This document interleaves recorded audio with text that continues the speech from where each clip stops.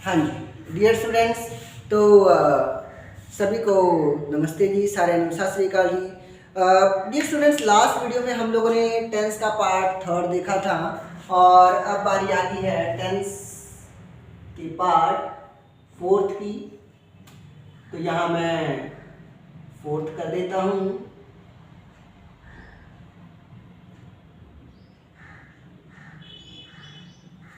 तो टेंस के part fourth की बारी आ गई है और इस पार्ट फोर्थ में हम लोग थोड़ा सा और आगे का पोर्शन देखेंगे। प्रेजेंट इंडेफिनिट का ही बहुत आराम से मैं इस चीज़ को करवा रहा हूँ ताकि किसी को कोई कंफ्यूजन ना रहे।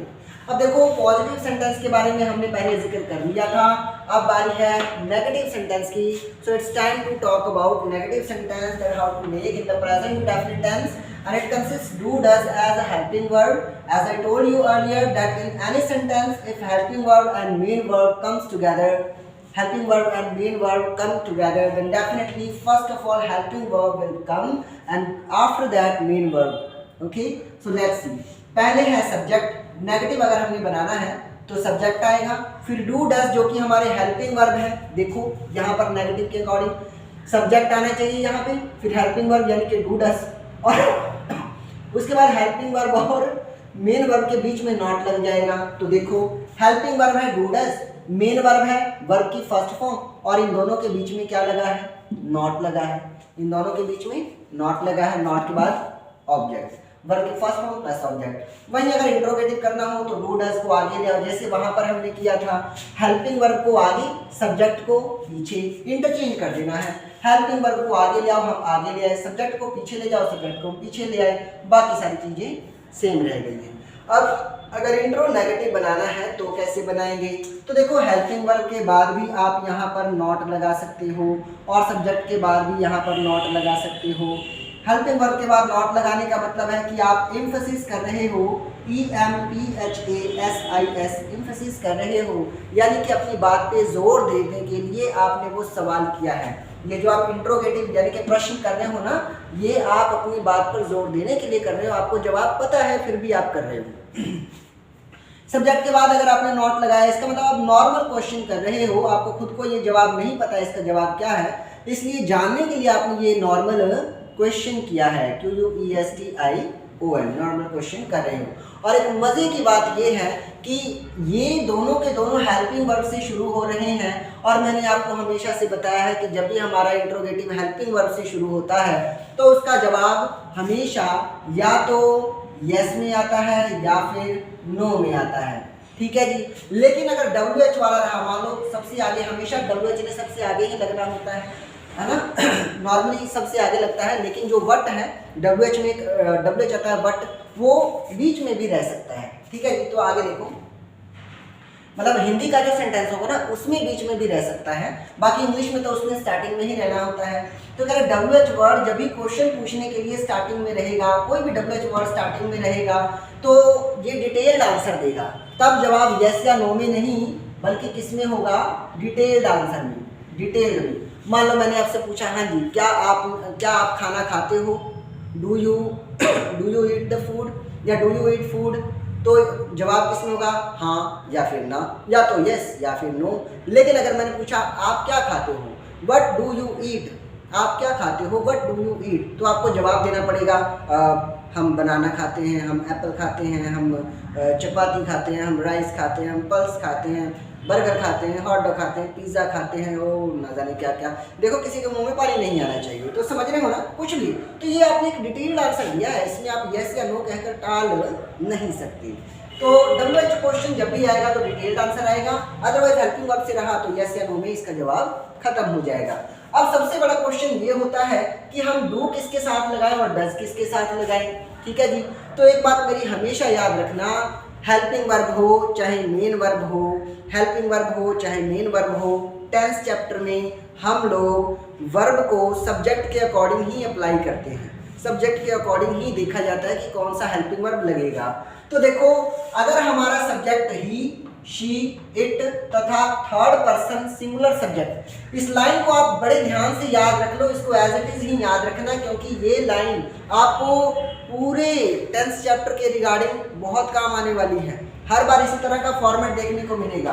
ही शी इट तथा थर्ड पर्सन सिंगुलर सब्जेक्ट के साथ हम डज लगाते हैं, यानी कि ये वही सब्जेक्ट हैं जिनके साथ हमने एस ई एस या फिर आई ई एस लगाने की बात की थी। उन्हीं के साथ जब हम नेगेटिव सेंटेंस बना रहे होंगे या इंट्रोगेटिव या इंट्रोनेगेटिव बना रहे होंगे तब हम डज लगाएंगे। क्या लगाएंगे? डज लगाएंगे। और डज में भी देखो ई एस लगा हुआ है एंड में, डज में भी एंड में ई एस लगा हुआ है, तो इस तरह याद रखना आसान हो जाता है। ठीक है, आई यू वी दे, अगर इस तरह के प्लूरल सब्जेक्ट रहे तो उनके साथ हम डू लगाते हैं। अब यहाँ ध्यान रखना, कुछ लोग ना बस ये याद रखते हैं कि प्लूरल सब्जेक्ट के साथ डू लगता है। भाई यहाँ पर आई भी तो लगा हुआ है ना, और आई तो देखो सिंगुलर है, फिर भी इसके साथ हम डू लगा रहे हैं। इसलिए मैं बार बार कह रहा हूँ आपसे, आपने एज इट इज सारी लाइन याद रखनी है। आपने सिर्फ ये नहीं याद रखना भी प्लूरल के साथ डू लगता है, सारी एज इट इज। इसलिए ये एक एक चीज़ मैंने मेंशन की है कि जहाँ पर कोई अल्टरेशन भी है ना,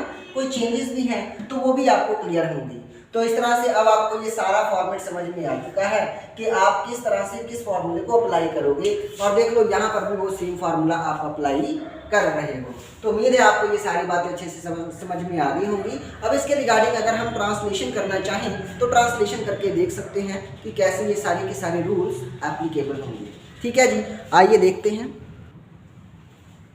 हाँ जी, so dear students pay attention here. तो देखिए यहाँ पर ना अब हम ट्रांसलेशन करने जा रहे हैं, और ट्रांसलेशन करने के लिए कुछ बेसिक बातें ये हैं कि ट्रांसलेशन चाहे आप हिंदी में कर रहे हो चाहे आप पंजाबी में कर रहे हो, चाहे तुसी ट्रांसलेशन हिंदी च कर रहे हो चाहे पंजाबी च कर रहे हो, सब तो पहला हिंदी या पंजाबी सेंटेंस के लास्ट पॉइंट तो देखना होता है। ठीक है जी, ट्रांसलेशन हमेशा पिछों दी शुरू होता है हिंदी या पंजाबी सेंटेंस के बैक साइड तो। ठीक है जी, अब देखो कैसे देखेंगे। ता है यानी कि पीछे देखने से मुझे यहाँ पर ये पता चला कि है। अब है तो देखो है हो हूँ, ये तो सिर्फ प्रेजेंट चाहिए आ सकता है। इसका मतलब कि ये पूरी लाइन किस में है? प्रेजेंट में है। ता है प्रेजेंट के इंडेफिनिट में है, ता है प्रेजेंट के इंडेफिनिट में है।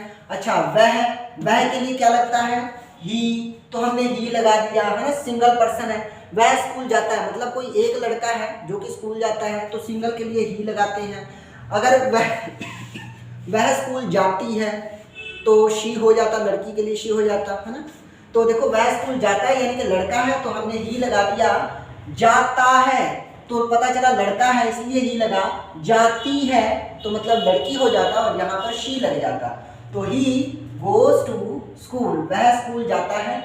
हमेशा गो में देखो ईएस लगा है, एस या ईएस से हमें पता चला कि ये प्रेजेंट का इंडेफिनिट है, और प्रेजेंट इंडेफिनिट का ये पॉजिटिव सेंटेंस है क्योंकि इसमें कहीं भी नो नॉट नेवर जैसी चीज़ नहीं लगी है और ना ही इंट्रोगेटिव का साइन लगा है, यानी कि ये कोई सवाल भी नहीं पूछ रहा, तो ये पॉजिटिव सेंटेंस है। ही गोज टू स्कूल, वह स्कूल जाता है। फिर लिखा है वह स्कूल नहीं जाता है, तो ता है प्रेजेंट इंडेफिनिट और नहीं यानी कि नेगेटिव। अब प्रेजेंट इंडेफिनिट के नेगेटिव में देखो सब्जेक्ट आना चाहिए, डू डज, फिर नॉट, फिर वर्ब के फर्स्ट फॉर्म। तो पहले सब्जेक्ट आना चाहिए, ही आ गया, फिर ही के साथ क्या लगेगा? डू की डज।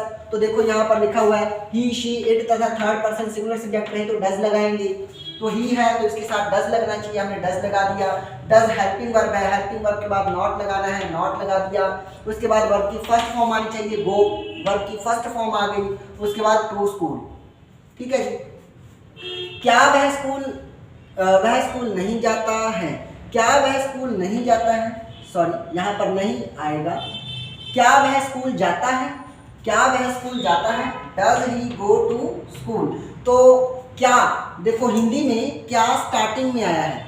जब हिंदी या पंजाबी सेंटेंस के स्टार्टिंग में क्या रहे तो इसका ट्रांसलेशन हेल्पिंग वर्ब से ही शुरू होगा। लेकिन अगर यही क्या सेंटेंस की स्टार्टिंग में ना रहकर और कहीं भी रहे तो फिर WH वर्ड हमें लगाना पड़ेगा, यानी कि वट लगाना पड़ेगा।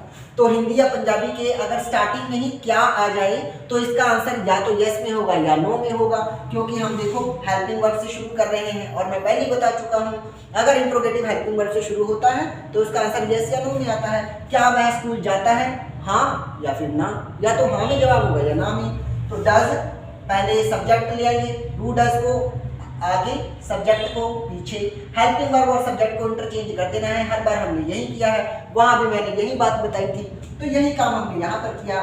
पहले हम हेल्पिंग वर्ब को ले आए, फिर हम सब्जेक्ट को ले आए, उसके बाद मेन वर्ब की फर्स्ट फॉर्म, डू डज के बाद तो वर्ब की फर्स्ट फॉर्म ही लगती है, फर्स्ट फॉर्म लग गया, उसके बाद टू स्कूल, क्या वह स्कूल जाता है।